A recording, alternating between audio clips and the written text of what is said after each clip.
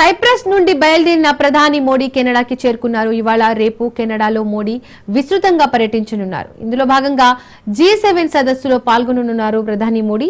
మరోవైపు G7 సదస్సు నుండి ముందుగానే అమెరికా అధ్యక్షుడు డొనాల్డ్ ట్రంప్ నిష్క్రమించనున్నారు. మధ్య ప్రాచ్యంలో నెలకొన్న ఉద్రిక్తతల నేపథ్యంలో G7 సదస్సు పర్యటనను ట్రంప్ కుదించుకున్నారు. ఇందులో భాగంగా ఇవాళ రాత్రికి వాషింగ్టన్ చేరుకోనున్నారు ట్రంప్. ఈ విషయాన్ని అధికారికంగా ధృవీకరించింది వైట్ హౌస్.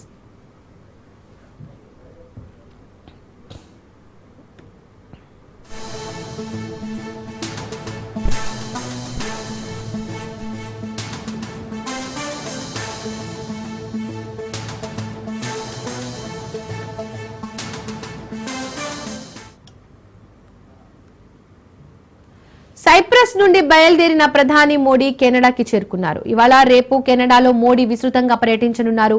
ఇందులో భాగంగా G7 సదస్సులో పాల్గొననున్నారు ప్రధాని మోడీ. మరోవైపు G7 సదస్సు నుండి ముందుగానే అమెరికా అధ్యక్షుడు డొనాల్డ్ ట్రంప్ నిష్క్రమించనున్నారు. మధ్యప్రాచ్యంలో నెలకొన్న ఉద్రిక్తతల నేపథ్యంలో G7 సదస్సు పర్యటనను ట్రంప్ కుదించుకున్నారు. ఇందులో భాగంగా ఇవాళ రాత్రికి వాషింగ్టన్ చేరుకోనున్నారు ట్రంప్. ఈ విషయాన్ని అధికారికంగా ధృవీకరించింది వైట్ హౌస్.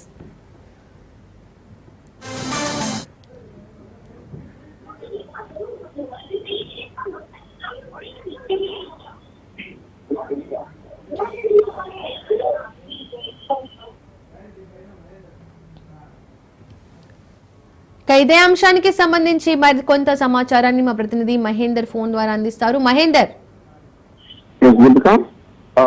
ప్రధానమంత్రి మోదీ కెనడా చేరుకున్నారు. కెనడాలోని కార్గిల్ అంతర్జాతీయ విమానాశ్రయంలో ఆయనకు ఘన స్వాగతం లభించింది. నేడు రేపు కెనడాలో ఆయన పర్యటిస్తున్నారు. G7 శిఖరాగ్ర సమావేశంలో ప్రధానమంత్రి మోదీ పాల్గొన్నారు. 2023లో కనిష్టాంగ సమాజ అధ్యక్షుడి విజయం కట్టిన తర్వాత ఇరు దేశాల మధ్య దౌత్యపరమైన సంబంధాలు పూర్తిగా తెగిపోయాయి. మళ్ళీ ఇన్ని రోజులకు మోడీ కెనడాలో అడుగుపెట్టడం ఇదే తొలిసారి. దీంతో ప్రపంచమంతా సర్వత్ర ఆసక్తిగా చూస్తుంది.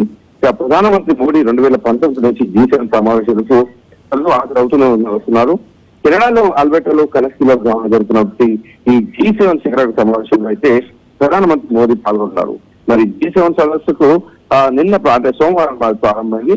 2 రోజుల పాటు జరిగే ఈ సమ్మిట్ లో United States, France, United Kingdom, Italy, Germany, Canada, Japan, European Union తో సహా ప్రపంచంలోని అత్యంత అభివృద్ధి చెందినటువంటి ఆర్థిక వ్యవస్థల్లో కొందరు నాయకులకు మాత్రమే ఒక చోటు చేరున్నారు. దాంట్లో మన దేశం అంటే భారతదేశంలో ఉండడం గర్వకారణంగా భారతీయులు కూడా భావిస్తున్నారు. ప్రధానంగా ఈ సమ్మిట్ లో ఐక్యరాజ్య సమితి, ప్రపంచ బ్యాంకు, అంతర్జాతీయ ద్రవ్యనిధి అంటే అంతర్జాతీయ సంస్థల ప్రతినిధులు కూడా దీంట్లో పాల్గొన్నారు.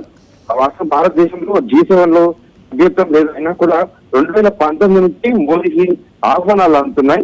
అంతకు ముందు వరకు కూడా G7 కు భారత్ ఎలాంటి ఆహ్వానం అంటే అందలేదు. ప్రస్తుతం కెనడాలో ఆహ్వానం ఎలాగైతే కేవలం భారతదేశం పాకిస్తాన్ పై ఆపరేషన్ చేపట్టింది. దీంతో తొలిసారి మోదీ అంతర్జాతీయ పర్యటన చేపట్టడం ప్రాధాన్యత కూడా సంతరించుకుంది.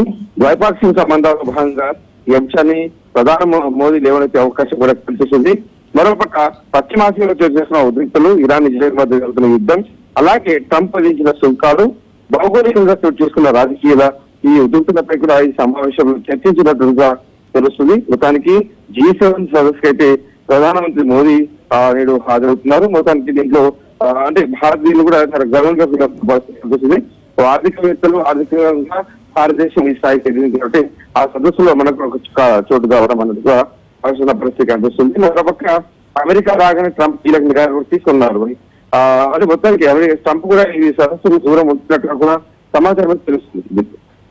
Right, thank you Mahender.